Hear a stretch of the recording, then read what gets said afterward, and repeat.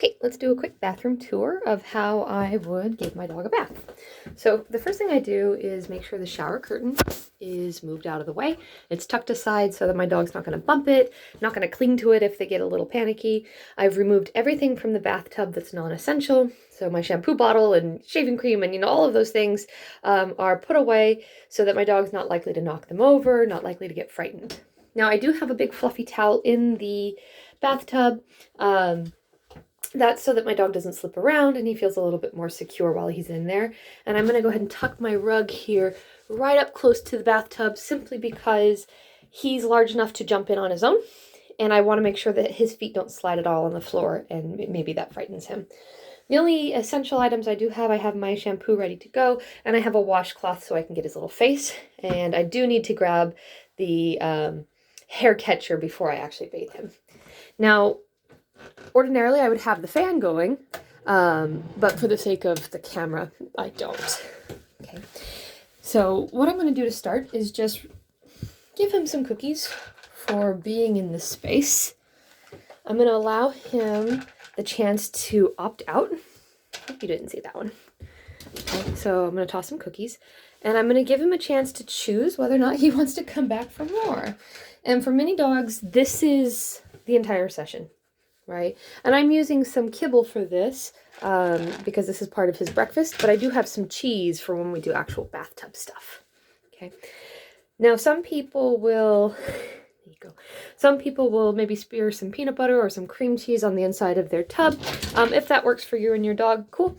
I don't tend to do that just because my dog has long hair and I just don't want peanut butter tangling with his fur, but certainly that can be something you can do.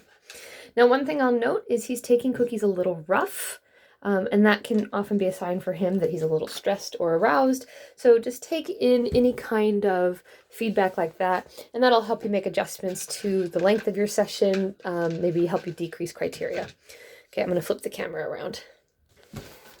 Okay. Now, actually getting him into the tub, he's small enough I could pick him up, but I want to show you how I taught him to hop up on his own. So I have some higher value food, some string cheese, and I would just start with him by marking and rewarding any behavior that led to him interacting with the tub. So that would be him looking at the tub, advancing towards the tub, really doing anything that looked like he was ready to hop in. And once he was able to do that, do you want to get that piece? It's right there.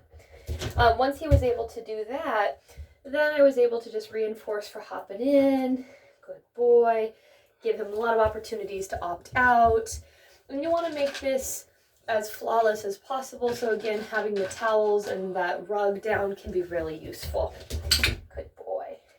And again, he's still taking treats a little rough, which he's not usually prone to do, so that definitely is some feedback from me. I'm going to go ahead and let him opt out again and see if he's ready to hop back in. Good boy. Good job. Now, for every additional step, you would add turning on the water, maybe washing their face with a washcloth. And at that point, if having that peanut butter smeared on the tub helps your dog relax, go for it. Again, I'm choosing not to do that with this particular dog, but it doesn't make it wrong for you. All done. He has an up cue for this, which again was taught during that kind of shaping process. So I'm going to go ahead and tell him up.